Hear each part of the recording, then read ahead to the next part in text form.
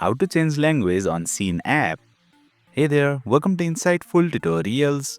Do you want to change the language of your Shein app but don't know how? If yes, then you are in the right video. Without further ado, let's get started. Open Shein app on your mobile device. You will land on the shopping section. Tap on the Me tab available at the bottom. Then tap on the settings icon at the top. Over here, you will see the option for language. Tap on it. Unfortunately, there are only 3 built-in languages to choose from, and they are English, Portuguese and Spanish.